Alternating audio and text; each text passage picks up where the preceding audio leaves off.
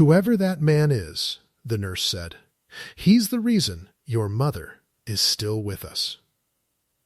Nora Bellamy stopped in the middle of the corridor, and the whole cold, humming building seemed to stop with her. The air conditioning pressed against her bare arms, still damp from the summer storm she had driven through, and somewhere a monitor beeped its slow, patient rhythm behind a curtain. She had come in running. She had come in with her sandals slapping the waxed floor and her heart up in her throat, rehearsing the worst on the whole 90-minute drive from the city. And now a stranger in scrubs was telling her that her mother was going to be all right, and pointing down the hall toward the man who had made it so. He carried her the last stretch himself, the nurse went on, lower now, the way people speak of something they can't quite explain.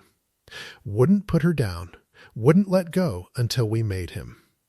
He's been standing at that window for 2 hours, and he hasn't said 10 words. Nora turned to look. At the end of the corridor, framed by a rain-streaked window and the gray-gold light of the storm breaking up over the fields, a man stood with a hospital blanket around his shoulders. His boots had left a trail of creek mud and torn grass across the clean tile. His shirt was soaked through and clinging, his forearms scratched, his dark hair flat with water. And one of his hands was wrapped in gauze that had already gone pink. He was not looking at her. He was looking at nothing, the way a person does when they have been holding themselves together so hard for so long that they have forgotten how to stop. She knew the shape of those shoulders. She knew the exact set of that jaw, the way it worked when he was keeping something in. "Sam," she said. It came out of her like a splinter. She had spent 14 months teaching herself not to think that name. She did not yet know that the quiet man dripping creek water onto the hospital floor was about to unmake every clean, careful story she had ever told about who she was, and that the cruel little sentence she had thrown at him on a summer night a year and more ago was already turning back around to find her. 14 months earlier, none of this had seemed possible. Because 14 months earlier she had been in love with him and hiding it like a debt. It had been June then, too, the real green heart of it, and the Hartley place had smelled of cut hay and warm dust, and the first split peaches going soft in the orchard grass. Nora sat on the tailgate of Sam's old truck with her city shoes off, and her feet bare in the clover. And she watched him coax a wobbly-day-old calf onto its legs in the near paddock, and she thought, with a helplessness that frightened her, that she had never once in her life felt this safe. "There she goes," Sam said. The calf lurched, splayed, found its knees, stood swaying like a drunk deer. He laughed low in his chest. "Told you. Just needed a minute to believe it. You talk to them like they understand you. They do." He wiped his hands down his jeans and came to lean on the truck beside her, close but not crowding, the way he did everything. He smelled of sun and iron and something green. More than most people I've met. That is a deeply sad thing to say, Sam Hartley. Is it? He bumped her shoulder with his. "You're people. You understand me fine." She looked away before he could see her face do the thing it did around him. A pair of barn swallows cut low over the pasture. Cicadas sawed in the fence line. Behind them, through the open kitchen window, Sam's Aunt Ruth was banging a pot and singing off-key to the radio, and the whole ordinary world of it wrapped around Nora like a quilt she was not allowed to keep. Because on the seat of the truck, face down where she dropped it, her phone had lit 3 times in the last 10 minutes. Marquettian Vale, the summer client party. The promotion that had her name on it if she didn't spoil it. Her 2 lives, one on each side of a 90-minute road, and she had spent 2 years making sure they never once looked at each other. "You're somewhere else," Sam said. "I'm right here." He never pushed. That was the thing about him that undid her. He just waited, patient as weather, and let you come back on your own. There's cold peach, and there's the good iced tea. Aunt Ruth made both to show off. If you leave without eating, she'll take it as a federal matter. I have to be back in the city by 7. Something moved behind his eyes and was gone. Course you do. She should have seen it then, how careful he'd become about her leaving, how he'd stopped asking when she'd come back. But she was 28 and terrified of the wrong things, and she mistook his patience for endless. On the shelf inside the mudroom, when she went in to find her shoes, she passed the row of worn paperbacks he never talked about, spines cracked and sun-faded, a field guide to emergency care, a thick anatomy text, a laminated county ambulance roster from years back with his name inked on it. She had asked about them once. He'd said, "Old life," and changed the subject, and she'd let him, because letting each other's hard things alone had felt like tenderness instead of what it really was, which was two people not quite daring to open the door. "Drive safe," he told her at the truck. He tucked a paper sack of peaches behind her seat where she'd find it at a red light and think of him. "Text me you got there. I always do. You mostly do." He said it gently, no accusation in it, and that was worse. She kissed him fast, tasting salt and summer, and drove the 90 minutes back into a version of herself that did not have hay in her hair. The party was on a rooftop 19 floors up, all white orchids and sweating glasses and a view of the river going bronze in the last of the light. Nora looked the part. She'd learned how, the way you learn a second language, until no one could hear the accent of where you came from. Her heels were right. Her laugh was right. Priya from her team found her by the bar and pressed a cold seltzer into her hand. "You made it. I had a bet with myself you'd ghost." Priya scanned the crowd over the rim of her glass. "Vale's here. Vale never comes to these. That means the manager job is real, and it's yours to lose, so please, for the love of God, do not talk to anyone interesting adjacent about anything real. I only ever talk about brand synergy and the weather. That's my girl." Dead inside. "Promotable," Priya toasted her. "Where's the mystery man, by the way? 2 years and I've never once seen a face. I've decided he's either married or a very convincing hologram. He's busy. He runs a business. What kind?" "Agriculture," Nora said, which was true and also a small betrayal, and she felt it land in her stomach like a swallowed stone. That was the moment. That was the exact moment, she would think later, when the whole night was still savable, because that was when she saw him. Sam. He was stepping out of the elevator across the rooftop in his good shirt. The pale blue one he wore to church and funerals, ironed so hard she could see the crease from here. And clean work boots, and his hair combed down with water. And a small bunch of the wild orange daylilies that grew along his fence line held in one careful hand. He'd driven the 90 minutes. He'd come to surprise her, because she'd mentioned this party once in passing, and he had remembered, the way he remembered everything about her.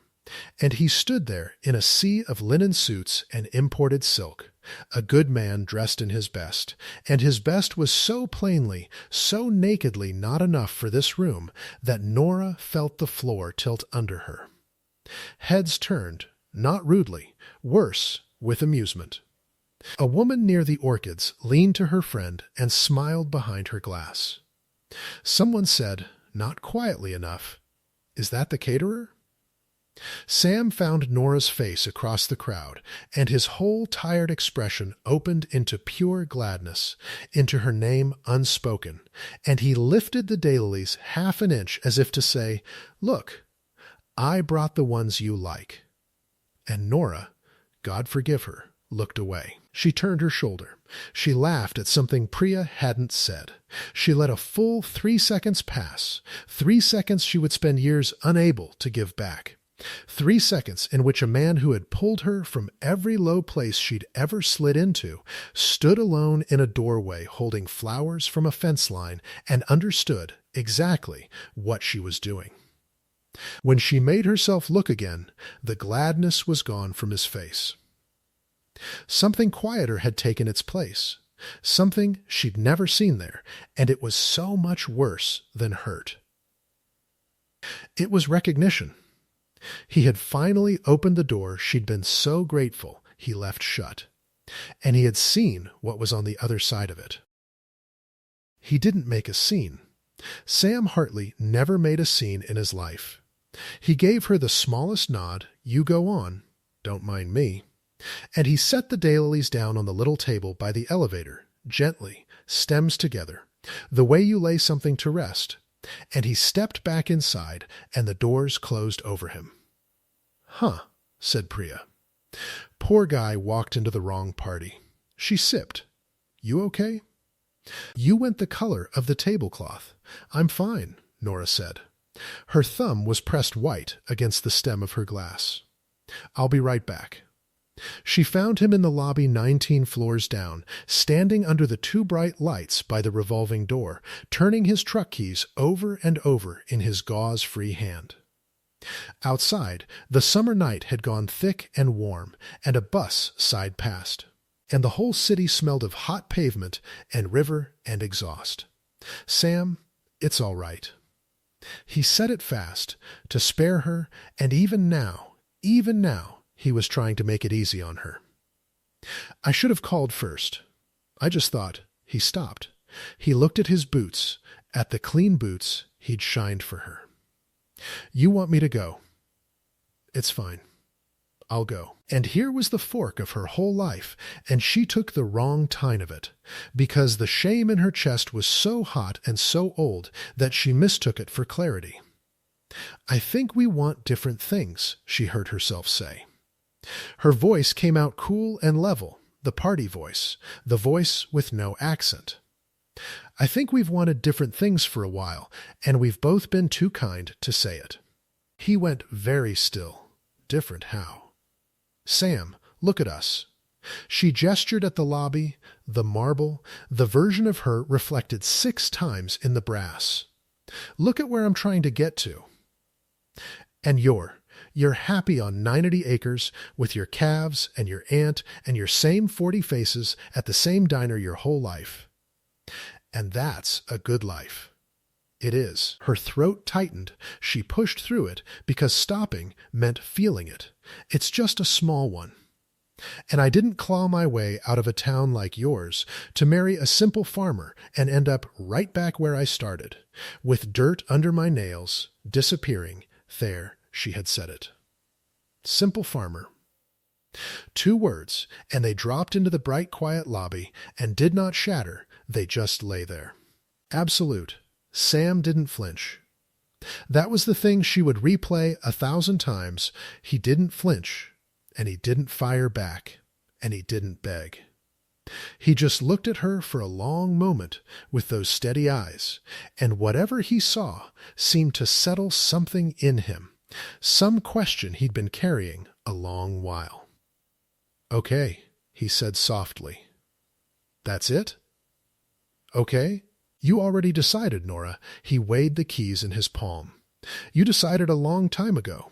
You just needed me to stand somewhere you could see the 2 of us at once so you could say it out loud." He wasn't cruel about it. He said it the way he'd say a storm was coming, reading the sky, no blame in it. "For what it's worth, I never once thought you were small. I thought you were the biggest thing that ever happened to me. That's the whole difference between us, I guess. I know what I've got." He pushed the revolving door. It swept him a quarter turn into the warm night. Sam, his name tore out of her before she could stop it. He paused, half in, half out, the city lights sliding across his good blue shirt. "Take care of yourself, Nora," he said. "And when your mom asks, she will. Tell her it wasn't her fault. It was just me, being what I am."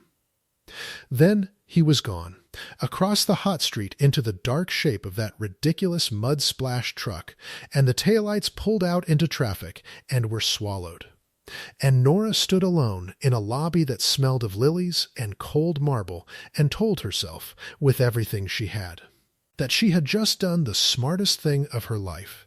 She went back up 19 floors. She got the promotion 3 weeks later. She was very, very good at her job.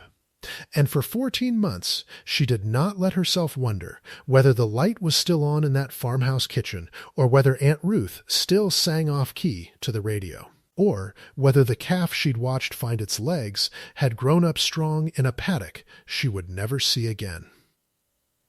She almost made it. She almost got all the way to the version of her life where none of it had ever happened. And then, on the worst afternoon of that whole careful year, her phone rang with a county area code she'd stopped answering, and a voice she didn't know said the words that end every clean story a person has ever told themselves. "There's been an accident. It's your mother. You need to come." And Nora Bellamy dropped everything and ran for her car and drove 90 minutes through a breaking summer. Stormed toward the one small town she had spent her entire adult life escaping. Now she stood in its little county hospital with rain in her hair, and her mother stable behind a curtain and a nurse pointing down a bright corridor, and the man at the end of it turned, at last, and looked at her. Sam, older around the eyes. Thinner, his wrapped hand cradled against his chest. He looked at her the way you look at weather you saw coming a long way off, and for one terrible second neither of them said anything at all, and the monitor beeped its slow, patient rhythm, and the storm light moved across the wet fields outside the glass. "Nora," he said. Just that. Just her name. Careful, the way he'd always said it. And it went straight through 14 months of practiced armor like it was tissue. They said, her voice broke, and she started again. The nurse said you. She couldn't finish. She looked at the mud on his boots, the torn grass, the creek water still dripping off the hem of his soaked shirt onto the clean floor, the gauze gone pink on his hand, and the enormous, impossible arithmetic of it began. Very slowly, to come clear. It was you, on the road. You were the one who... She's okay. He cut across her gently, the way he'd always spared her, even now, even this. That's what matters. She's okay, Nora. She's going to be okay. Sam, she took one step toward him, and then another, and she did not know if she was going to thank him or apologize, or simply come apart in the middle of that corridor. How were you even? Why were you there? How did you know what to... And Sam Hartley, the simple farmer she had thrown away in a marble lobby to be a bigger thing than love, looked down at his own ruined hands, and then back up at her. And she saw that whatever he was about to tell her was going to take the last clean story she owned and turn it inside out. Sam turned his hands over, palms up, as though the answer might be written in the scratches there. The gauze on the right one had bled through in a slow blossom, and he looked at it like it belonged to someone else. "There's not much to tell," he said. "Sam, County Road 9. The low bridge past the Pruitt place." He spoke slowly, the way he did everything, laying each word down where it could bear weight. "Storm came up fast off the ridge. I was hauling feed back before the creek jumped its banks. Her car had gone off at the culvert." He stopped. His jaw worked. Water was already coming up over the sills. "I got the door, and I got her out, and I got her up the bank, and I kept her with me until the county rig came." "You kept her with you," Nora repeated. The words meant nothing and everything. "The nurse said, she said you carried her. She said you wouldn't put her down. Didn't seem like the time to be careful about my back." Sam, her eyes were burning now, and the cold corridor swam. "How did you know what to do?" "You had her, The nurse said she wasn't breathing right. She said if it had been 20 minutes later, it wasn't 20 minutes later. He said it flat, closing the door on it the way he'd always closed doors. She's stable. She's going to be sore and scared, and she's going to want you. Go on into her. That's the only part that matters. But she couldn't move because a man in a white coat was coming down the corridor toward them with his hand already out, and his whole tired face had opened into something that looked, impossibly, like relief. Hartley, he gripped Sam's good hand in both of his. He was older, silver at the temples, with reading glasses shoved up into his hair. I heard it was you brought her in. I should have known. Nobody else runs a field crick on a creek bank in a lightning storm and gets it clean. Anybody would have stopped, Ray. Anybody would have stopped and stood there wringing their hands. The doctor turned, seeming to notice Nora for the first time, and something guarded came down over his kindness. You're the daughter. Nora. Yes, thank you. I don't even. Don't thank me. I didn't do the part that counted. I just finished what he started. He glanced back at Sam, and there was a whole history in the look, a question he plainly wanted to ask and would not ask here. You still remember more than half the people I've got working tonight, you know that? Offer stands. It always stands. Ray, just the name, quiet, and the doctor lifted both hands in surrender. I know. Farmer now. He said it without any mockery at all, which was somehow worse than if he'd laughed. He squeezed Sam's shoulder and moved off down the hall, and Nora stood there with her heart going sideways, watching the man she had called simple be handled by a doctor like something precious the town had almost lost. What did he mean? She said. You still remember. Remember what? Go see your mother, Nora. Sam. Please. It was the first thing that had cracked in his voice, and it stopped her cold. I've been standing here 2 hours holding my breath. I don't have it in me to do the rest of it tonight. Go on. She needs to see your face and not mine. So she went, because she had never in her life known how to refuse him anything except the one thing that had mattered. Her mother lay small in the bed behind the curtain, and the sight of her undid something Nora had been holding rigid since the county area code had lit up her phone. Margaret Bellamy looked older than 59. There was a butterfly of bruising already spreading along her cheekbone, a line of neat stitches at her hairline, and a bandage taped over her forearm, and a plastic clip glowing red on one finger, and she was awake.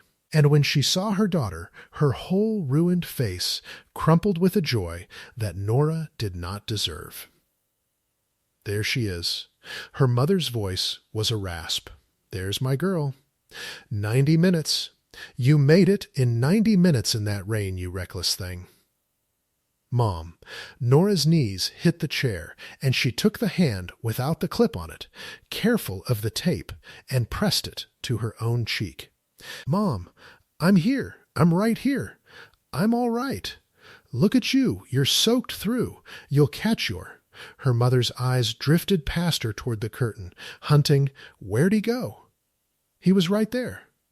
He was holding my hand the whole way in, and I couldn't even... Is he still here? Tell me he didn't leave without letting me thank him. Who? Nora said, and hated that she made her mother say it. Sam. Sammy Hartley.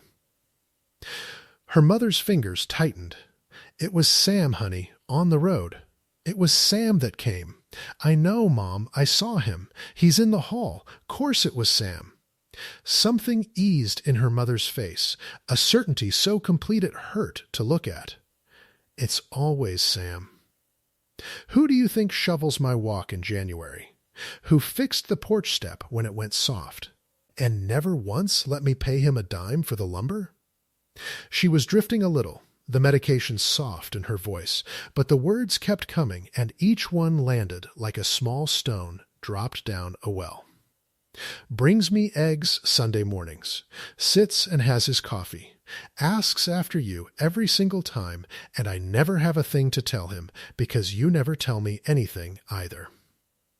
Nora's throat closed. He comes to see you. Still, every week, near about. Her mother looked at her, and even soft with medicine there was a sharpness underneath, a mother's oldest reproach. 14 months, Nora.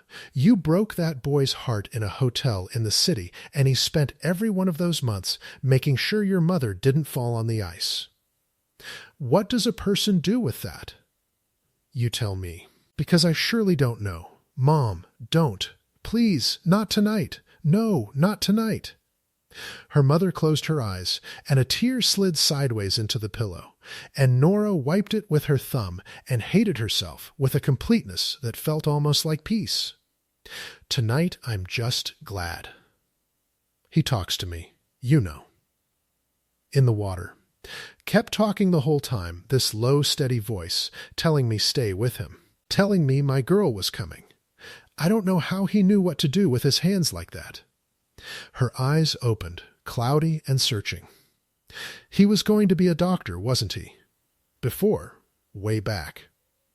There was something went wrong for him in the city, and he came home, and he never. Do you know what it was? Did he ever tell you? No, Nora whispered. He never told me anything. No, her mother agreed, drifting under. He wouldn't. Good men carry it quiet. Her breathing lengthened, evened, and she slid down into sleep with her daughter's hand still in hers, and Nora sat in the humming dark and understood, for the first time, that the man she had thrown away had never once stopped showing up. For a woman who could give him nothing back but a place to sit, and a cup of coffee, and news of the girl who'd left. She was still sitting there when the curtain rings scraped, and a voice she'd know anywhere came in low and furious. Well, Aunt Ruth stood in the gap, rain-spotted, her gray hair escaping its pins, a plastic grocery sack of clean socks, and a phone charger clutched in one fist. Her eyes went from her sleeping friend in the bed to Nora, and they did not soften.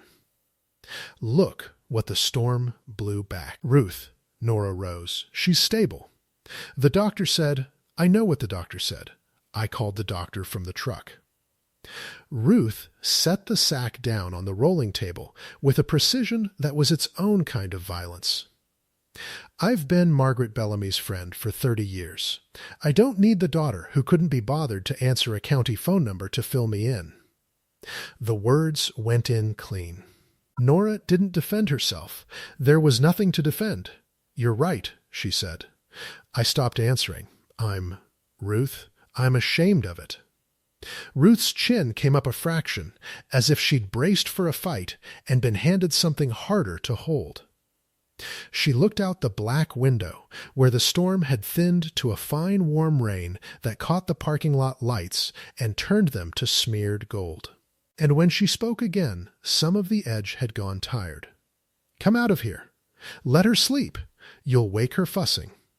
She turned without waiting, and Nora followed her down the corridor to a little alcove with vending machines and 2 vinyl chairs, and the whole place smelled of scorched coffee and floor cleaner, and under it, the green wet breath of summer coming in every time the doors sighed open. Ruth fed coins into the machine with her mouth pressed thin. He run you off already? Sam, he told me to go sit with her. He's still. He's outside. I saw the truck. Ruth punched a button, and a paper cup dropped and filled with something the color of creek mud. He'll stand out there in the wet all night rather than come in here and be thanked. Can't stand it. Never could. She handed the cup to Nora without asking if she wanted it, which was, Nora understood, a thing Ruth could not stop herself from doing even now. You know he hasn't slept a full night since the call came, and that was only 4 hours ago. He'll go home and do the milking at 5 like nothing happened, and he won't say a word about any of it, and by Thursday the whole county will know he pulled Margaret out of the creek, and not one soul will have heard it from him.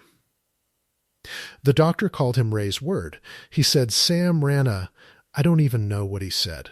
He said nobody else could have done it. Nora wrapped both hands around the hot cup. Ruth, what happened to him? In the city, before he came home.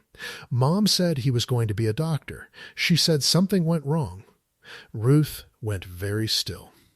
For a moment, the only sound was the vending machine's hum and the rain and the distant patient beep of the ward. That, Ruth said finally, is his to tell. If he ever decides, you've earned it, which after that hotel I would not hold my breath waiting on. She lowered herself into the vinyl chair with the care of a woman whose knees had opinions. I'll tell you this much, because you're going to be underfoot for a while, and I won't have you gawping at him like he's a puzzle. He had a whole other life once, a big one. Bigger than yours, Missy. And I've seen your fancy business card. Her mouth twisted. He gave it up and came home, and he has never once complained about it to a living person. And then a girl from the city sat in his aunt's kitchen, eating her peach cobbler for 2 summers, and decided he was small. Simple. Ruth said the word like she was setting down something filthy. You want to know what happened to him? You're the last thing that happened to him. Try carrying that around a while. Nora's eyes stung. I know what I did. Do you? Ruth studied her, unblinking. Then we'll see. Her phone buzzed against her hip, once, twice, insistent, and the sound of it in that quiet alcove was obscene, a fragment of the other world reaching across the 90-minute road to put its hand on her shoulder. She pulled it out to silence it and saw the name and felt her stomach drop. Priya, and under it, the little cascade of a call that had already been a text. Kessler pitch moved to Mon Naim. Vale wants you in the room, non-neg. Tell me you're back by sun night. Nora? Go on, Ruth said, watching her face do the thing it did. Take it. It's the 90-minute road calling, isn't it? It always does have such good timing. It's work. It's nothing. Nora killed the screen. It can wait. Ruth's eyebrows said she'd heard that particular lie in that particular voice before. It can wait right up until it can't, and then you'll be gone before your mother's stitches are out, and Sam will be over there shoveling and sitting and asking after you, and you'll be back up in your tower, being a big thing. She heaved herself up, gathered the grocery sack she'd left in the room in her mind, if not her hand, and paused. I loved you, you know. Both of us did, Margaret and me. We used to sit on my porch and plan your wedding to that boy like a couple of old fools. That's the part that smarts. We already made you family. You're the one who resigned. She walked back toward the ward, and Nora stood alone in the flickering light of the vending machines, with a cup of terrible coffee going cold in her hands, and the whole architecture of her clean, careful life quietly buckling under her. She couldn't stay in that alcove. She went the other way, toward the sliding doors, out under the concrete overhang where the warm rain was coming down in a soft, steady curtain, and the summer night wrapped around her thick as a held breath, wet asphalt and diesel, and somewhere the green, rot-sweet smell of the creek that had nearly taken her mother, riding in on the low wind. Cicadas had started up again already in the dark trees at the lot's edge, indifferent, sawing away like nothing at all had happened. And there, under the far lamp, was the truck. Same battered green truck, same mud up to the wheel wells. The tailgate she had sat on barefoot in the clover a lifetime ago. The driver's door was open. Sam sat sideways in the seat with his boots in the wet gravel and his ruined hand held out in front of him.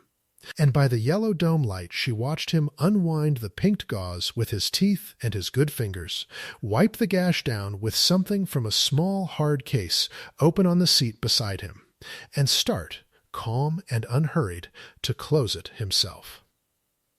She crossed the lot before she could think better of it. "Sam, stop. You can't stitch your own hand in a parking lot." He didn't look up. "I've done worse in worse light. There is a whole hospital right there, full of people whose actual job they're busy with people who need it." He drew the thread through, steady, no tremor in him at all, and she saw the neatness of it, the sure economy of hands that had done this 1,000 times, and the last of her certainty about who he was came quietly apart. He tied it off, bit the thread, pressed a clean square over the whole thing, and finally looked up at her with the rain haloing gold behind him. "You're soaked again. You'll ruin those shoes. I don't care about the shoes." Her voice shook. "Sam, who taught you to do that? Who were you before? Nobody worth digging up." He closed the little case with a snap. Whatever had cracked in his voice in the corridor had been carefully set back in place. The armor was on him now, quiet and total, and she recognized it because she had spent 14 months building the very same thing. "How's your mom?" "Sleeping, Sam. Good. That's good." He put both hands on his knees like a man about to stand, and for one suspended second neither of them moved. And the rain came down between them and around them, and she was close enough to see the exhaustion carved under his eyes and the water beating on his lashes, close enough that 14 months collapsed to nothing, and she felt herself sway toward him, the old gravity of him, the safest place she'd ever been, and his eyes flickered to her mouth and away, and his throat moved. And he leaned back a careful inch into the truck, out of reach, deliberate as a door closing. "Don't," he said, very low. "Whatever that is, don't. I dug myself out of that once. I can't do it twice." She stepped back like she'd been burned. "I wasn't. Okay, he didn't call her a liar. He never had. That was worse, too." His phone lit on the dash and buzzed, and he glanced at it. She caught a name, Ruth, and under it something about the herd, a gate, the storm. And the weather of his face shifted back to the practical. Fences down in the north pasture. Water took a whole run of it.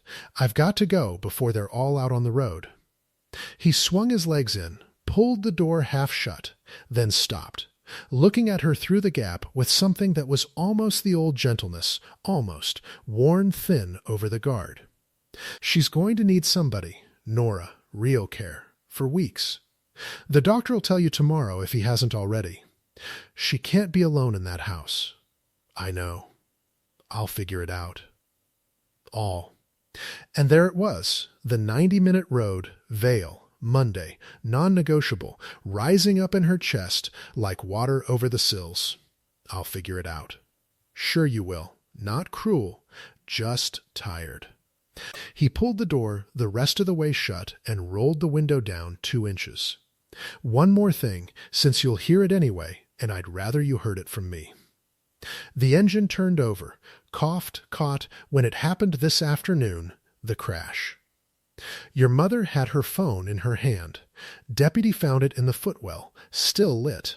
He paused, and the rain filled the pause, and Nora felt something coming she could not stop. She wasn't calling 911, Nora. She was calling me. I was the number she reached for. I've been her emergency contact going on a year now. She never told you that either, did she? And before Nora could answer, before she could do anything but stand there in the warm falling dark with the whole floor of her life dropping away beneath her, the truck pulled out of the yellow light and turned onto the wet county road, and its taillights were swallowed by the summer night, exactly the way they had been swallowed once before, leaving her alone again, with a truth she had no idea yet how to carry, and a Monday morning 90 minutes away that was going to make her choose all over again. The rain kept on after the taillights were gone, soft and warm and endless, and Nora stood under the concrete overhang until her teeth started to chatter, not from cold. There was no cold in that August night, but from the thing his last words had knocked loose in her. She was my mother's emergency contact. She reached for me.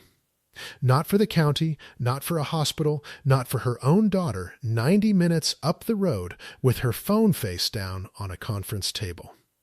For Sam. The farmer Nora had thrown away had been the name her mother's shaking hand had hunted for as the creek came up over the sills. She went back inside because there was nowhere else in the world to go. The waiting area at that hour was a long fluorescent hush, 2 rows of bolted chairs, a television with the sound off showing a weather map of the same storm that had nearly taken everything, a coffee machine ticking to itself in the corner. She sat. She did not sleep. Her wet dress dried stiff against her skin and left her smelling of river and hot vinyl, and every time the automatic doors sighed open, the green breath of the summer dark came in. Cicadas and wet asphalt and cut grass, and every time she thought it might be him coming back, and every time it was a nurse, an orderly, a man with a vending machine sandwich. Her phone lit at 11:40, then again at 11:52. Then it simply rang. Priya, oh thank God, you're alive. I was 2 minutes from calling the highway patrol. Priya's voice was pitched low, the after-party voice, a bar somewhere behind her. Where are you? You blinked out of the group thread like you'd been raptured. I'm at a hospital. Saying it aloud made it real in a way it hadn't been. My mother was in an accident. Her car went off a bridge in the storm. A silence with a whole city in it. Nora, God, is she? She's stable. She's going to be okay. Somebody pulled her out. Nora pressed her thumb hard against the bridge of her nose. I'm going to be here a few days. I need you to move things. Okay, yes, of course, whatever you need. Then, careful, because Priya was her friend, but Priya was also ambitious and honest about it. It's just Nora, the Kessler pitch. Vale moved it to Monday 9 a.m., specifically so you'd be in the room. He said your name. He never says names. If you're not there, I know what it means. I'm not saying come. I'm saying I love you and I know you, and in about 6 hours you're going to start telling yourself you can do both, and I need you to promise me you'll actually decide instead of just, you know. Disappearing sideways. That's your move. You disappear sideways. The words landed too close to something Sam had said in a marble lobby 14 months ago. You disappear. Nora shut her eyes. I'll call you tomorrow, she said, and hung up before Priya could hear her voice come apart. She must have slept a little in the chair, because the next thing was gray light and the smell of fresh burned coffee, and Ray, the silver-templed doctor, easing himself into the seat one down from hers with 2 paper cups, and his reading glasses folded into the collar of his scrubs. He looked like a man at the raw end of a long shift. Your mother had a good night. He said it before anything else, because he knew that was the only sentence that mattered. Vitals steady. She'll be sore as sin for a couple of weeks, and she's got a hairline in the wrist and a nasty knock to the head, but she's stubborn, and she's strong, and she's going to be fine. He set 1 cup on the chair between them. Milk, no sugar, Ruth told me. Ruth tells everybody everything. It's her ministry. Thank you. Nora wrapped her hands around it. 4. All of it. I keep telling you people. I finished a job. I didn't start it. He blew across his own cup. Out past the plate glass, the parking lot was steaming faintly as the sun came up on the wet. and somewhere a delivery truck was backing up in slow electronic beeps. You want to know what he did out there? On the bank. You've got that look. Everyone keeps almost telling me and then stopping.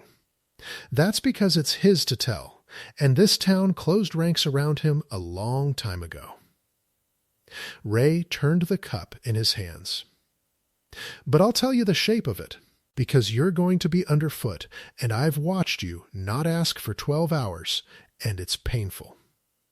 When your mother came off that culvert, her airway was going. In a field. In a lightning storm, no light, no kit, but whatever's in a farmer's glove box. He looked at her steadily over the glasses. He opened it. With his hands and a pocket knife and a length of tubing off a feed pump on a creek bank in the rain, and he kept her breathing for the 11 minutes it took my rig to get there. And then he handed her to me and stepped back like he'd changed a tire. Ray shook his head slowly. I've got residents with a decade of training who'd have frozen solid. He didn't even breathe hard. Nora couldn't speak. The coffee shook in her hands. You didn't know, Ray said. It wasn't a question. I knew him for 2 years, she whispered. He told me he grew hay and raised calves. He said the medical books in the mudroom were an old life. That's all he ever. That's Sam. Ray stood, joints popping, and gathered his empty cup. My offer to him is real, by the way, in case you're wondering whether the old man was being kind. I have tried to get that man back into a hospital every single year for 6 years. I would hand him a department. I would hand him mine. He paused, and for a moment the professional calm slipped, and she saw something almost like grief in him. He won't come. And I've stopped asking why, because the answer's not mine to have. But you should see her discharge plan before you make any plans of your own. He nodded toward the ward. She can't be alone. Not for a good 3 weeks. Somebody has to be in that house. Then he was gone through the double doors, and Nora sat in the rising light with her mother's coffee order in her hands, milk, no sugar. Told to a doctor by a woman named Ruth as if it were a matter of public record, and understood that she had spent 2 years loving a man she had never once bothered to actually see. They kept her mother 2 more days. Nora used them to open up the little house on Sycamore, the house she had spent her whole adult life driving away from, and every room of it was an accusation dressed up as care. The porch step that used to give when you trusted it was solid now, sanded and painted, the new board a shade lighter than the rest. On the kitchen windowsill sat a carton of brown eggs, half gone, with a strip of masking tape on the lid that read in blunt pencil from the Hartley girls, "Don't argue." In the shed she found the storm windows already down and stacked, the gutters clear, the walk edged. A whole year of quiet Sundays, laid down without a word, for a woman whose daughter couldn't be bothered to answer a county phone number. She was standing in the kitchen holding that egg carton when Ruth let herself in the back door without knocking, the way she plainly always did. You found the eggs. Ruth set down a covered dish that smelled of chicken and thyme and put a bag of what were unmistakably fresh peaches on the counter beside it. Don't let them go to waste. He'll only bring more Sunday, and then you'll have too many, and that'll be a whole conversation. Ruth, Nora set the carton down, the porch step, the gutters, the storm windows, all of it. He did all of it. Course he did. Ruth started unpacking the bag as if this were nothing, as if it were weather. Who else? You weren't here. She said it without heat now, which was worse than the alcove had been. She pulled out a jar of honey, a loaf wrapped in a tea towel, a paper sack of green beans. He does for half this town and takes cash from none of them. Old Pruitt's oxygen, the Delgado boys' tuition jar at the diner, Margaret's ice. He can't hardly turn a profit for how much he gives away, and every year Ray dangles a surgeon's salary in front of him, and every year he says no thank you and goes back to the barn. Ruth folded the empty bag into a neat square. You want to make yourself useful while you're playing house? There's beans needs snapping. Sit. So Nora sat at her mother's chipped kitchen table in the yellow morning light and snapped beans with Ruth Hartley. And the summer came in the open window, cicadas warming up, a mockingbird running through its whole stolen repertoire, the smell of hot grass and creek and Ruth's chicken cooling on the counter. And for a little while, neither of them said anything hard. "Why won't he go back?" Nora finally asked. "To medicine. If he's that good, if Ray would hand him a department." Ruth's hands stilled on the beans. She looked out the window a long moment, and the mockingbird filled the silence with somebody else's song. "That," she said at last, quietly, "is the one I really won't tell you. Not because it's a secret from the whole county, half of them were there, but because I watched what it did to him, and I'll not have it handed to you like gossip over green beans, so you can decide whether it makes him big enough." She set a snapped bean in the bowl with terrible gentleness. "If you want that story, you'll get it from him. And you'll have to be worth it first." Nora's eyes stung. "How do I do that?" "You don't leave Sunday." Ruth stood, brushed her hands on her slacks, and looked down at her with those unblinking eyes. "That's the whole test. It has been from the start. You just keep failing the same question." Her mother came home on the third day. Nora set her up in the front room where the light was good and plumped the pillows too many times and hovered until Margaret swatted her hands away and laughed and then winced because laughing pulled the stitches at her hairline. The bruise had gone from wine to a deep sunset yellow. She was slow on her feet, and she got tired in 20-minute stretches, and she needed help with the smallest, most private things, and Nora did all of it with a fierce, clumsy tenderness, learning her own mother's body for the first time since childhood, and somewhere in the middle of the second afternoon Margaret caught her wrist. "You keep looking at the door," her mother said. "I'm not. You've looked at that door 40 times since lunch. You're waiting for him." Margaret's mouth curved, sly even under the bruise. "He'll be by in the morning, I expect. You could just say you want to see him, you know, to your own mother. It wouldn't cost you anything. I don't know what I want." "Now that," said Margaret, settling back into the pillows with the satisfaction of a woman who had raised this exact stubborn creature, I believe. "He came at 8 the next morning." Nora heard the truck before she saw it, the particular cough and settle of that engine, and she was out on the fixed porch step with her heart doing something undignified before she decided to move. Sam climbed out, saw her there, and stopped at the bottom of the steps with the sun already hot on the back of his neck, and his hand, the stitched one, held a little careful against his side. "She's up?" he asked. "She's up. She's bossing me. She wants to see you." Nora came down 1 step, 2, until they were nearly level, and up close in the morning light he looked more rested than the parking lot, but not by much, and there was hay dust on his forearms and the collar of his work shirt, and he smelled of sun and iron and green, exactly the same, and it went through her like a hook through the soft of the throat. "There are things of Mom's she wants me to. That's not true."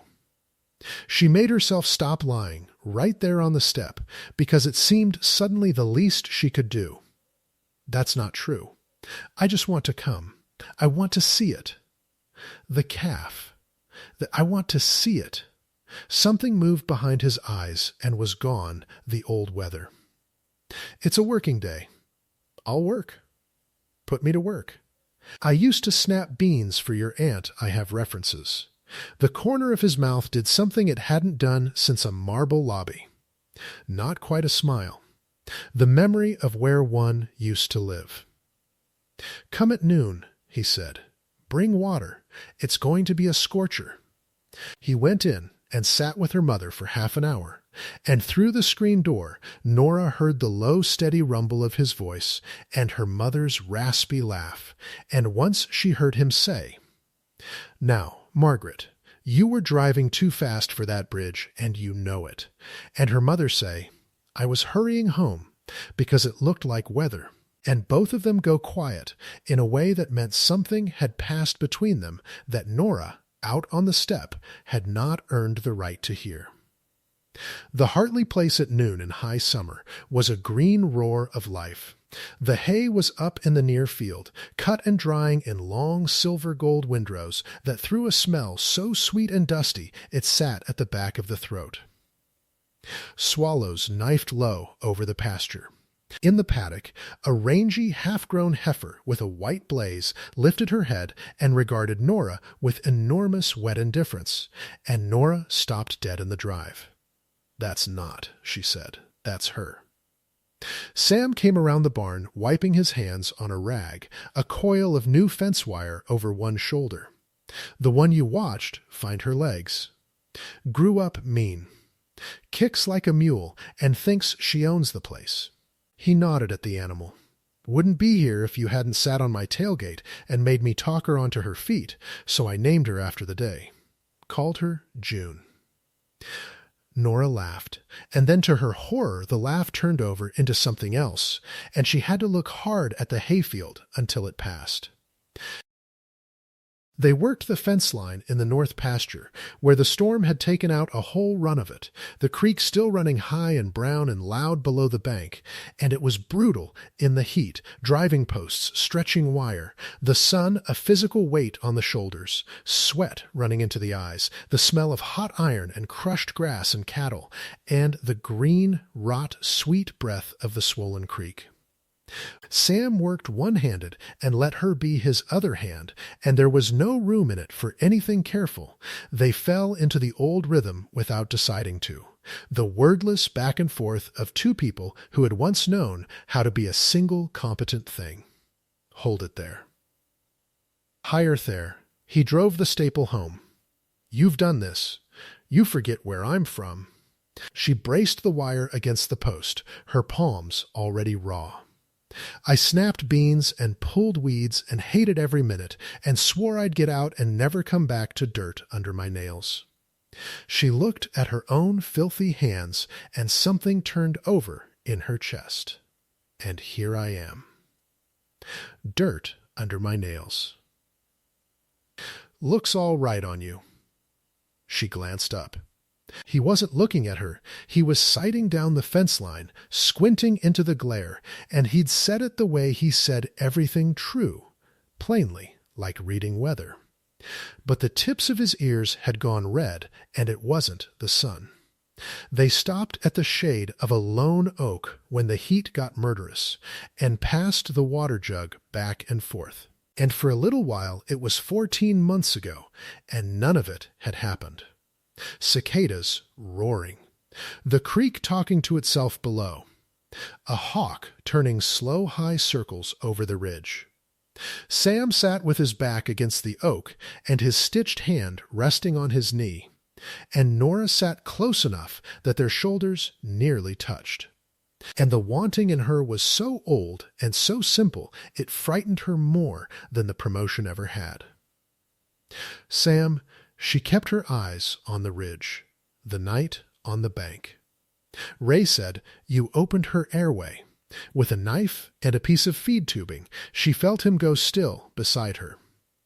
He said residents with 10 years of training would have frozen, and you didn't even breathe hard. And nobody in this whole town will tell me why a man who can do that is out here fixing my mother's porch step for free. The cicadas sawed. The creek ran. "Because it's mine," he said at last, very low. "It's the one thing that's just mine. Everybody here knows the shape of it, and nobody makes me carry it out loud, and that's the kindness this town does me." He turned the water jug in his hands. "You want it. I can feel you wanting it. And the trouble is, Nora, the last time I let you all the way in, you took what you saw and you decided it was small. His voice didn't rise. That was the thing that undid her. I can't hand you the biggest thing I've got and watch you weigh it and find it wanting. Not that one. It's the only thing I've got left that a person can't take. I wouldn't. You already did once. He stood, unfolding up the trunk of the oak, and offered her his good hand to pull her up, which she took, and for 1 second they were close and the whole hot green world tilted, and then he let go and stepped back and picked up the wire. Fence won't build itself. Herds on the road by dark if we don't close this run. She almost let it lie. That would have been the wiser thing. But wisdom had never been her problem. She had all the wisdom in the world. Wisdom had gotten her a corner desk, and a name Vale said out loud in meetings, and a life she'd built 90 minutes from everyone who'd ever actually loved her. So instead, that night, when her mother was asleep, and the little house on Sycamore ticked and cooled around her, Nora did the thing that felt like love and was really the same old wound wearing a kinder face. She opened her laptop and she went looking. It didn't take long. It never does, once you know the right name and the right city and roughly the right year. Samuel Hartley, M.D. There he was, younger, in a white coat instead of a work shirt, in an article about a trauma team that had been the best in the region. There he was named in a second piece, and a third. And then there was the night. She pieced it together from a handful of accounts. A local write-up, an inquiry notice, the flat public language that tries to hold a catastrophe still. A pile-up on a wet interstate. A trauma bay overrun.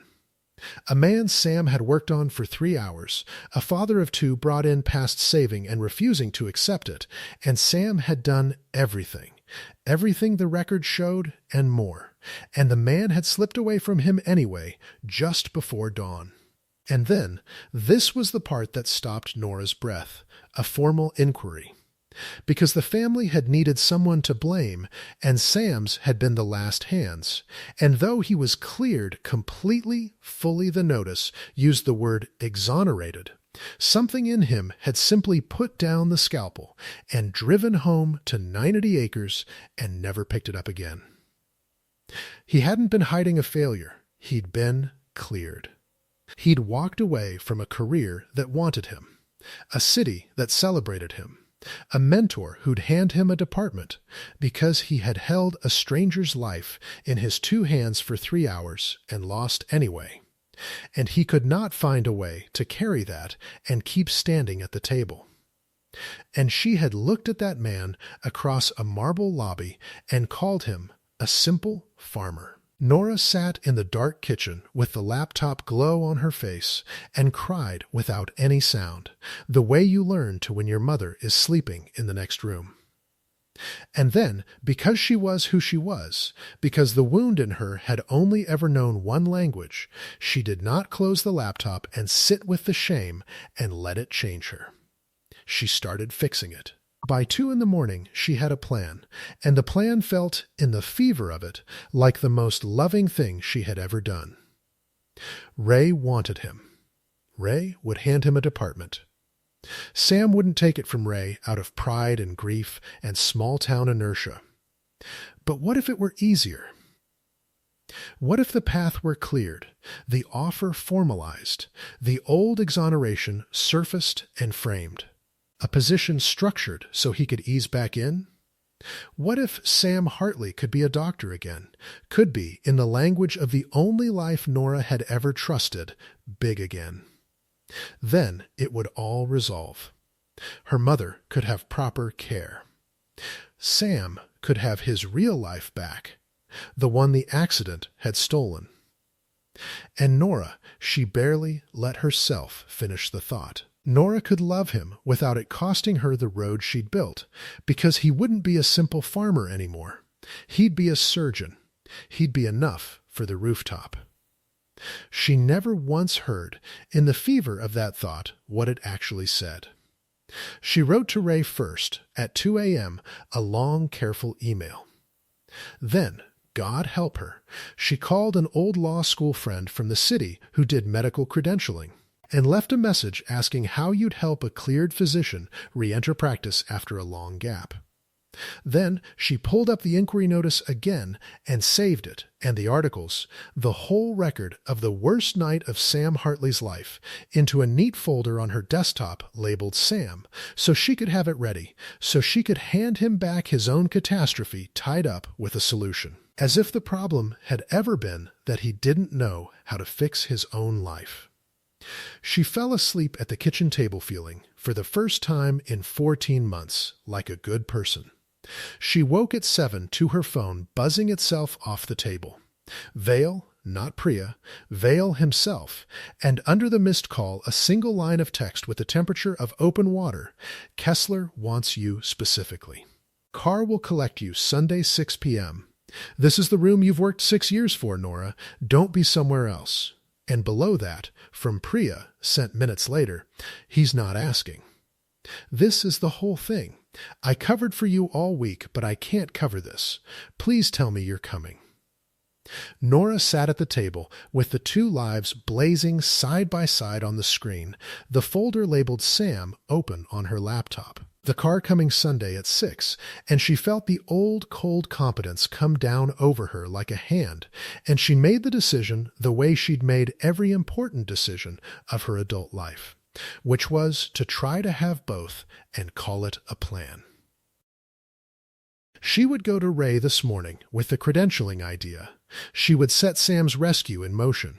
She would arrange proper care for her mother, hire a nurse, the good agency, whatever it cost. And she would get in the car Sunday at 6 and go to the room she'd worked 6 years for. Because a woman didn't have to choose, a woman could be a good daughter and a good friend and still be a big thing. And by the time Sam understood what she'd done for him, he'd see she was right. He'd see she'd freed him. She had it all arranged in her head by the time she'd showered. It felt airtight. It felt generous.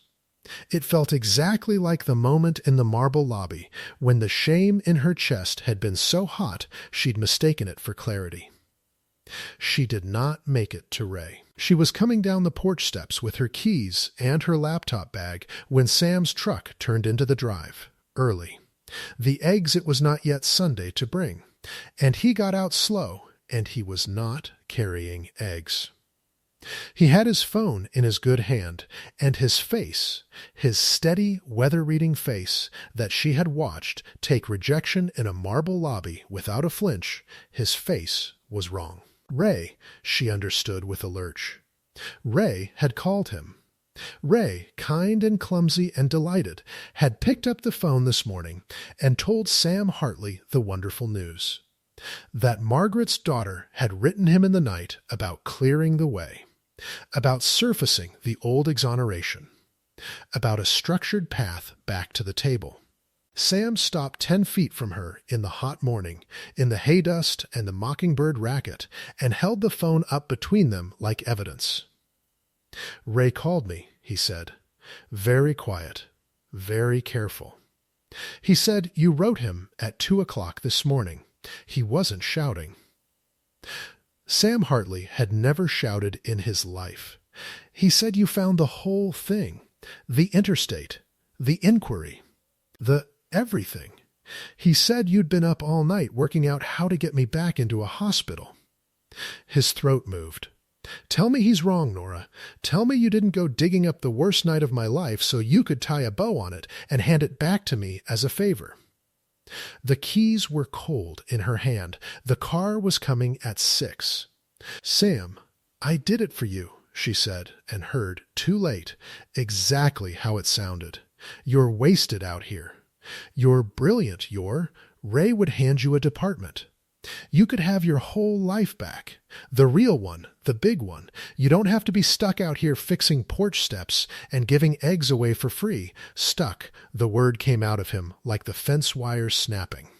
He looked at her for a long moment, and she watched the last of something she'd been counting on go out of his eyes, the same way it had gone out in the marble lobby, that quiet, terrible recognition, the door finally open and the worst thing standing behind it.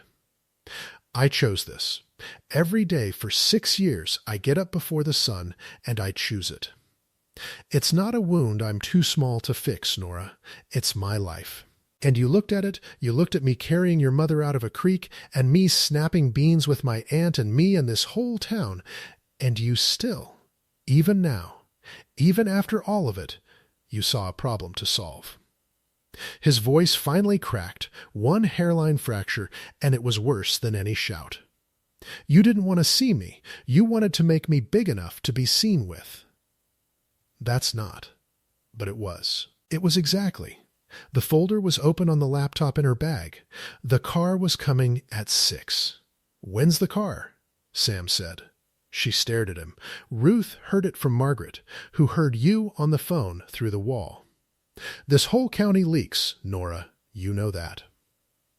He shook his head slowly, and he was not cruel about it, and that was the thing she knew she would replay 1,000 times. You've got a car coming Sunday to take you back to the city. You dug up the worst thing that ever happened to me so you could fix me from 90 minutes away. Same as last time. You just needed to say it out loud somewhere you could see the two of us at once. He set the eggs he had not brought down on the step. There were no eggs. His empty hand simply opened, the way a man's does when he finally lets go of something. And he stepped back toward the truck. Take care of your mother. She's the one who needs you. She's the only part of this that's real to you anyway. Sam, his name tore out of her exactly as it had in the lobby, and the summer morning went bright and swimming, and the mockingbird ran through its whole stolen song. Sam, please, don't. But he was already in the truck, and the engine caught, and through the open window he looked at her one last time with the ruin of the gentlest face she'd ever known. You keep asking what happened to me, he said. You did. You're what happened to me, Nora, both times. The taillights pulled out of the drive and turned onto the county road and were swallowed by the green summer glare, exactly the way they had been swallowed by the city dark 14 months before. And Nora Bellamy stood in the hot dust, with her keys in one hand and a folder full of his worst night in the bag on her shoulder, and a car coming Sunday at 6. And understood that she had just done it again, and that this time there was no marble lobby to blame it on, no crowd, no promotion glittering across a rooftop. This time she had done it in broad daylight, on a fixed porch step, to a man who had breathed for her mother on a creek bank in a lightning storm. Behind her, the screen door creaked, and her mother's voice came thin and terrible from the doorway. Nora, Margaret, was holding the frame, her bruised face gone gray. Nora, what did you do? Nora, what did you do? Margaret's hand was white on the doorframe, and the porch light of the morning came in behind her and made a thin, fierce line of her hair. Nora crossed the steps 2 at a time and got an arm around her before her mother's knees could decide anything, and the smell of her, liniment and lavender talc, and the faint iron of the bruise still healing along her cheek, was overwhelming. It was the smell of every childhood morning Nora had spent trying to leave. Come sit. Mom, you're not supposed to be up on your feet. Come on. Don't you handle me. But she let herself be turned, let herself be lowered into the kitchen chair by the window where the light was good, and she gripped the edge of the table and breathed through the pull of the stitches, and her eyes never once let go of her daughter's face. I heard the truck. I heard him drive off. I heard the sound he made saying goodbye, and I have heard that sound out of that boy exactly one time before, and it was 14 months ago on my telephone. A mockingbird was running its whole stolen catalog in the hackberry by the shed, cheerful and relentless. So you tell me, what did you do? Nora knelt by the chair. Her keys were still in her fist. She made herself open her hand and set them on the table, where they lay like something she'd stolen. "I found out what happened to him," she said, "in the city. Before, the thing nobody would tell me." Her throat worked. "There was an accident, a bad one, years ago, and he had a man on his table for 3 hours, and he couldn't bring him through it, and the family. They needed somebody to answer for it, and they made an inquiry, and Sam was cleared. Completely, and he put it all down anyway, and came home and never went back." Margaret closed her eyes. When she opened them again they were wet, but her voice came level and terrible. "And what did you do with that?" And here it was, the airtight, generous plan. And saying it out loud in her mother's kitchen, it had no air in it at all. "I wrote to Ray. In the night. I asked him how to get Sam back into a hospital. I saved the articles. I called a friend who does credentialing. I was going to fix it. I was going to hand it back to him solved so he could have his real life again." Stop. Her mother's hand came down flat on the table, and the keys jumped. "Stop right there. Say the last part again. His real life." Nora couldn't. "His real life is out on that fence line you helped him build yesterday," Margaret said, and her voice cracked down the middle at last. "His real life is the eggs on my sill and the step you're kneeling on that doesn't give any more. His real life breathed for me on a creek bank with a lightning storm coming down, and then drove home and milked 40 head at 5 in the morning and didn't tell a soul." She pressed the back of her wrist to her mouth. "You went into the worst night that man ever lived, and you dug it up in the dark, like a thing to be fixed, because you still, after everything, cannot look at a person who's happy in a small place and believe they're whole. You have to make them bigger. You made me smaller my whole life just the same way. Running, always running toward the version of us that's finally enough for the people up there." Outside, the cicadas rose in a wall of sound and fell again. "There's your accident, Nora. It's not the bridge. It's the thing in you that can't sit still in a room where you're already loved." Nora bowed her head against her mother's knee and did not defend herself, because there was nothing left to defend, and the summer morning went on being beautiful and hot and indifferent all around the little house. "The car's coming Sunday at 6, she whispered, "to take me back." "I know it is." Her mother's hand came down at last, into her hair, gentle, the way it hadn't been in 20 years. "The whole county knows it is. The question was never whether the car was coming, baby. The question is whether you'll be standing in the road when it does." They sat like that a long while, the mockingbird singing somebody else's songs, the coffee going cold, and something in Nora that had been braced rigid since a rooftop 19 floors up began, very quietly, to come apart in her mother's hands. Then the phone in her bag began to buzz and would not stop. She knew before she looked. She pulled it out, and there was Vale's name, and the little clock said the car was still 2 days off, and under his name the text stood in its cold, clean font, confirming the car, Sunday 6. "Kessler's people asked for you by name in the pre-read. This is it, Nora." And below it, from Priya, 3 quick ones stacked like held breaths, he told the whole floor you're closing it. "Don't make me a liar. Call me." Nora looked at the screen a long time. The old cold competence started to come down over her like a hand. Hire the nurse, arrange the care, be in the car by 6, be a good daughter, and a big thing, have both, call it a plan. She felt the shape of it, familiar as her own reflection, in 6 panes of brass. And then she looked up. past the phone, at her mother's ruined patient face in the good window light, and at the porch step through the screen door, the new board a shade lighter than the rest, sanded and painted by a man who had asked after her every single Sunday for 14 months, and never once had a thing to hear back. She pressed the little green circle before the plan could finish assembling itself. Nora Vale's voice was smooth and certain, a man who had never in his life stood in a road while a car came. "Good, the car. I'm not going to be in the room Monday, Marcus." A paused with a whole tower in it. "I'll pretend I didn't hear that, because you've had a family emergency and you're tired. And I'm going to give you until noon, too. My mother came off a bridge in a storm, and a man I threw away carried her out of a creek and breathed for her with his own 2 hands."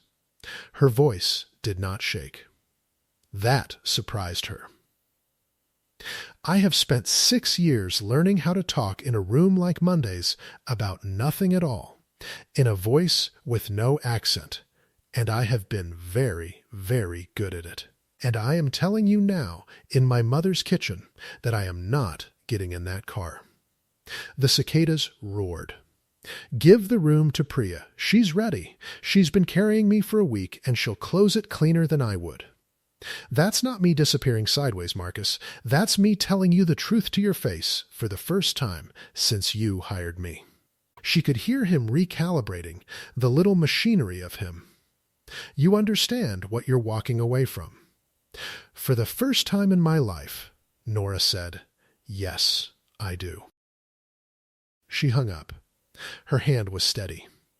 Across the table her mother was watching her with an expression Nora had spent her whole adult life driving 90 minutes to avoid. Not disappointment, not pride, but recognition. And Nora set the phone face down on the wood, the way you lay something to rest, and felt the road behind her go quiet at last. "That's the first one," Margaret said softly. "There's a harder one coming, and it drives a green truck, and it is going to be a great deal less impressed than I am." Nora didn't go to Sam. She had learned that much. She had gone to him twice before with her fix already assembled, and both times she'd handed him a solution when what he'd needed was to be seen, and she was done. She was so done, handing that man things he never asked to carry. So instead she sat down at the kitchen table in the hot noon and opened the laptop and did the only honest thing she could think to do first, which was to take it all back. She wrote to Ray, not the fevered 2 a.m. letter, a plain one. "I was wrong to write you. I dug up something that belongs to Sam and to no one else, and I did it to solve him instead of to know him. And I'm asking you to please put it all back down. Withdraw the credentialing question. Forget I raised it.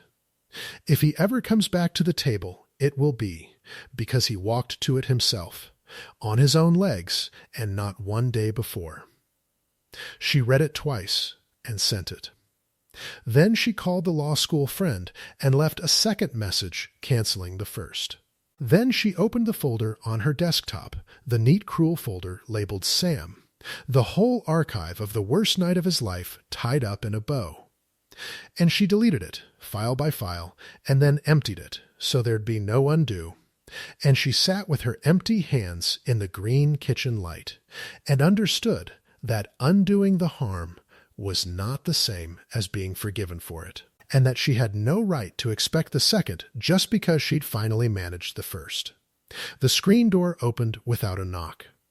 Ruth, she came in with a foil-covered plate and stopped when she saw Nora's face, and set the plate down slower than usual. "Well," Ruth said, "he drove past my place, going about 40, and he didn't wave. And Sam Hartley has waved at me every day of his life since he was tall enough to see over the wheel." So she lowered herself into the chair across the table, her knees registering their opinions. "You did the other thing. The digging. I did the other thing." Nora didn't look away from her. "And then I undid all of it just now. All of it. And I know that doesn't count for anything. And I'm not asking it to." She closed the laptop. You told me the whole test was whether I'd stay past Sunday. There's no car Sunday. I turned it down an hour ago. I told my boss no in this kitchen with my mother listening. Whatever's left, I'm here for it. For a long moment, Ruth Hartley just looked at her, and the foil ticked as it cooled, and the mockingbird finally exhausted its repertoire and fell quiet, and somewhere down the road a hay baler droned. "Huh," Ruth said at last, very quietly, and it was not unkind. She reached out and peeled back the foil on the plate. Peach cobbler, warm, the crust gone gold and cracked, the exact cobbler Nora had eaten for 2 summers in the Hartley kitchen and let herself believe was too small a life to keep. I made 2 of these this morning before I knew any of it. Habit. I made 1 for that house and 1 for this one. She pushed the plate an inch toward Nora. Eat something. You look like the storm blew you back a second time. She watched Nora pick up the fork. He won't come to you. You understand that. Twice now he's opened that door for you, and twice you've shown him the same thing behind it. He's not built to open it a 3rd time. If it opens, you're the one prying it, and you'd best have something in your hands worth the prying that isn't a fix. I don't have anything in my hands, Nora said. That's the whole point. I finally don't. Ruth studied her a moment longer, then pushed herself up from the table with a grunt. At the door she paused, one hand on the screen. "Hay's the north field today, then he'll be at the low bridge before dark," she said, not turning around. "Culvert's still fouled from the storm. He goes down and clears it every evening so the next hard rain doesn't put somebody else's mother in that creek." The screen door creaked. He'll be alone. Man does his best thinking with his hands in the mud. Always has. Then, softer, almost to herself, "Don't you make me sorry, girl. My knees are too old to plan another wedding just to cancel it." She was gone before Nora could answer, down the porch steps, into the roar of the summer noon. The low bridge past the Pruitt place at evening was a green tunnel of shade, and the creek had dropped since the storm, but still ran high and loud and the color of strong tea. And the whole hollow smelled of it, wet stone and rot sweet mud, and the crushed peppermint that grew wild along the bank. The light came down through the cottonwoods in coins. Sam was in the water to his knees below the culvert, his stitched hand held clear, dragging a snarl of storm rack and drowned fence out of the mouth of the pipe with the other. And he didn't look up when her car door shut. And he didn't look up when her sandals came slipping down the bank. But the set of his shoulders changed, and she knew he knew. "You'll ruin those shoes," he said to the water.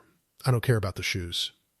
She kicked them off at the top of the bank and came down barefoot into the cold shock of the creek, the mud sucking between her toes, and waded to the tangle he was fighting and put her hands into it beside his.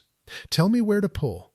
Nora, tell me where to pull, Sam, or we'll stand here in the water arguing, and it'll come on dark." His jaw worked. Then, low, the root ball, there, on 3.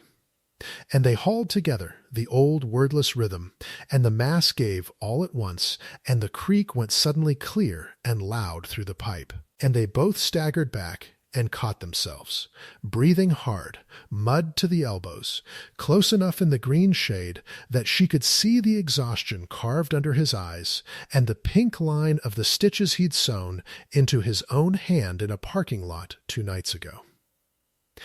"I deleted it," she said. "All of it.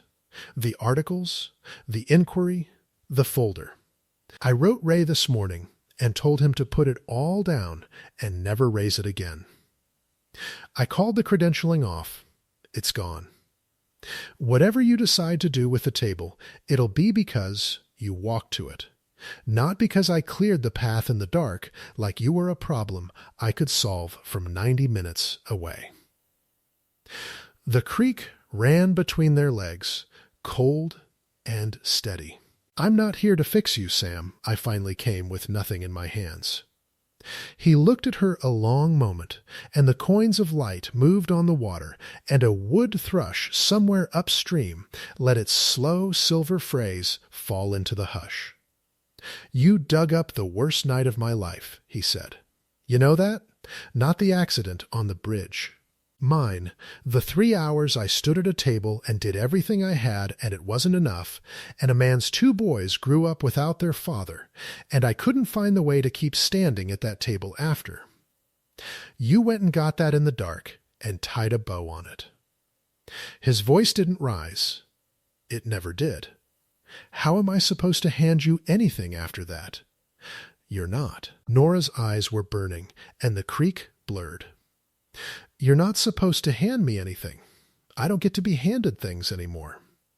I spent 2 summers eating your aunt's cobbler and letting you leave your hard things alone and calling it tenderness, when really I just didn't want to open any door that might show me something I'd have to be brave for. And then I stood in a marble lobby, and I looked at the best man I have ever known holding daylilies off his own fence, and I was so ashamed of how much I loved you that I called you small. A tear went down into the creek and was gone. I called you a simple farmer. I have said that sentence to myself 10,000 times in 14 months. Standing at a table, talking about nothing in a voice, with no accent, being the big thing I traded you for.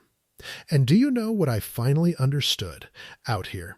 Snapping beans with Ruth and building your fence and watching that mean heifer you named after me?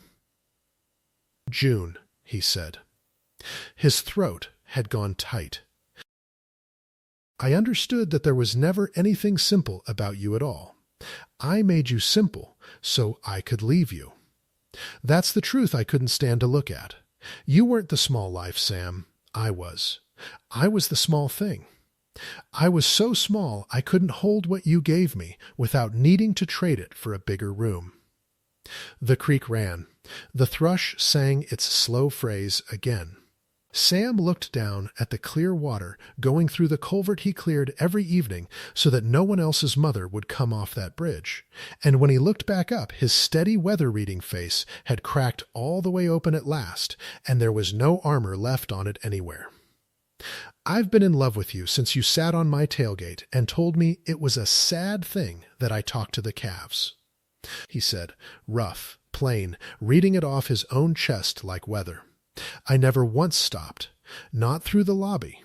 Not through 14 months.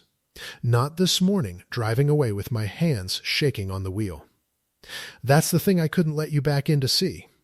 Because a man can survive being called small. I'm not sure I'd survive you finding out I never left, and then leaving anyway. I'm not getting in the car. Nora, there's no car. I sent it back. I told Vale no in my mother's kitchen. I gave the room I spent 6 years clawing toward to Priya, and I meant it, and I'd do it again." She took his muddy hand, the good one, in both of hers, in the middle of the cold running creek, in the green failing light. "I'm not asking you to hand me anything. I'm asking to stay somewhere I'm already loved, and finally be brave enough to sit still in it. That's all. That's the whole of what I've got. It's not big. I know it's not big. It's the biggest thing there is," Sam said. "You just never knew where to look for it." And there, in the creek that had nearly taken everything, with the mud to their elbows and the wood thrush letting its silver phrase down through the cottonwoods, and the whole hollow, breathing, wet stone and peppermint around them, Sam Hartley reached up with his stitched hand and touched the side of her face the way he touched everything. Careful. Unhurried. Sure. And Nora leaned the last inch into the safest place she had ever been, and did not, this time, look away. He kissed her like a man setting something down at last, not picking it up. When they came apart, the light had gone from coins to long gold, and she was laughing and crying at once with her forehead against his, and he was breathing like the fence line yesterday. and the creek ran clear and loud and ordinary through the pipe he'd cleared. "Ruth made 2 cobblers this morning," Nora said, wiping her face with the back of a filthy hand. "One for each house. She said it was habit." Something moved at the corner of Sam's mouth, the thing that had been trying to come back since a marble lobby, and this time it made it all the way, slow and wide and disbelieving. The first true smile she'd seen on him in 14 months. "Woman's been planning our wedding since my 2nd summer," he said. "Her and your mother both. Pair of old fools on a porch." He shook his head. "You know she'll take full credit. Let her." Nora laughed, wet and helpless. "God, let her. She earned it. She's the only one of us who never gave up on the both of us at once." "That's not true." Sam picked her sandals up off the bank and handed them over and took her hand and turned them back toward the light at the top of the hollow. "There was a heifer who believed in you the whole time. Kicked everybody but stood real quiet the day you helped me get her on her feet." He squeezed her muddy fingers. "Come on. We'll go tell your mother before Ruth beats us to it and gets the story wrong on purpose." They climbed the bank together into the last of the summer evening, and behind them the creek ran on through the culvert, clear and unremarkable, doing no harm to anyone. The summer did not end so much as ripen. Margaret's stitches came out, the bruise faded from sunset to memory. She learned to walk the length of the garden and back, and then twice that, cussing cheerfully at her own slowness, with Nora on one side and a cane she pretended to hate on the other. And Nora stayed. Not sideways, not with a car idling in the future. She stayed the way you stay when you've finally stopped rehearsing your exit. She let her lease in the city go. She took the 90-minute road exactly twice more, once to pack 2 boxes of things that turned out to mean nothing, and once to take Priya to lunch and hand her, in person, every account and every contact she'd been hoarding like proof of her own worth. "You look insane," Priya told her over iced tea sweating on the calf table. "You look tan. You have dirt under your nails. You're smiling like someone hit you. I hate it. I've never seen you like this, and I'm furious about how much it suits you." She stole a fry. "The Kessler room went to me, by the way. I closed it." "Vale said my name in a meeting." "I know he did," Nora said. "I heard." "I'm so proud of you I could burst. You're supposed to be jealous. I'm not, though." Nora watched a bee work the flower box in the window, the summer light coming down warm and easy on the 2 of them. "That's how I knew. When Vale said your name, and all I felt was glad, that's how I finally knew I was never running toward the room. I was running away from being small. And I was never small. I just couldn't sit still long enough to find that out." She smiled at her oldest city friend. "Come out to the farm sometime. There's a heifer named June you should meet. She'll try to kick you. It means she likes you." Priya came out in September and got kicked and loved it. Sam did not go back to the table. Not the way Ray wanted. Not a department. Not a surgeon's salary. Not the big life the accident had stolen and Nora had tried to steal back for him. He went back on his own legs, in his own shape, a county medic's roster with his name inked on it again. A phone that rang at all hours, a hard case in the truck, restocked and current. He rode with the volunteer rig 2 nights a week and taught the high schoolers what to do with their hands in the long minutes before a rig can reach a creek bank. And the rest of the time he grew hay and raised calves and shoveled Margaret's walk when the first snow came, and he was, by every measure Nora had ever wrongly used, and every one she'd since learned. An enormous man living exactly the size of life he'd chosen. Ray finally quit asking. Sam told her one evening on the tailgate, the near field cut and drying silver gold in the last light, June grazing fat and insolent in the paddock. Said if I wouldn't take the whole hospital, he'd settle for me showing up when the pager goes. I told him that's the only version I've got. He said he'd take it. He turned a stem of clover in his fingers. Turns out I could carry it, after all. Just not the way they wanted me to. Had to be my own weight, my own hands, out here where I know what I've got. Nora leaned her bare feet into the clover beside his boots and looked at the whole ordinary green world of it wrapping around them like a quilt she was finally allowed to keep. There she goes, she said, nodding at June, who had lifted her white-blazed head to regard them with vast, wet indifference. Grew up strong. Told you. Sam bumped her shoulder with his, close but not crowding, the way he did everything. Just needed a minute to believe it. They were married the next June, in the near field, in the real green heart of it, with the hay smell thick and warm and the first split peaches going soft in the orchard grass. Ruth took full credit and was not wrong to. Margaret walked her daughter down a mowed aisle without the cane and only cried a little and swore it was the pollen. There were daylilies, wild orange ones, cut off the fence line that morning, held in Nora's 2 careful hands. And when Sam saw them coming, his whole tired, steady face opened into pure gladness, into her name unspoken. And this time, in a field 90 minutes and a whole lifetime from a marble lobby, Nora walked straight toward it and did not look away. That was the difference between them, he'd told her once. He knew what he had. She knows it now, too. On summer evenings, you can find them on the tailgate of that same battered truck, her city shoes off, her feet bare in the clover, the cicadas sawing in the fence line, and Ruth's radio drifting off key through the kitchen window. 2 people who took the long, hard road back to the small green place that was never small at all.